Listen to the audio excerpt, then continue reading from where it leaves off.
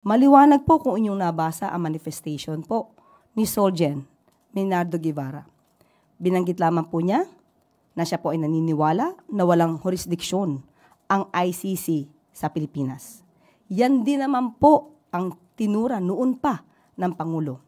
Pero hindi po niya nabanggit kailanman sa kanya manifestation na mali ang pakikipagtulungan ng gobyerno sa Interpol.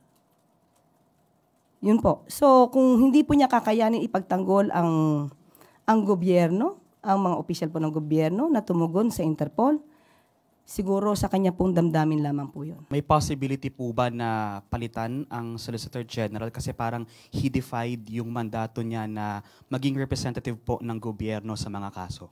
Wala pa pong napag-uusapan dyan dahil napakabago po talaga nito. Lumabas lang po yata ito kagabi.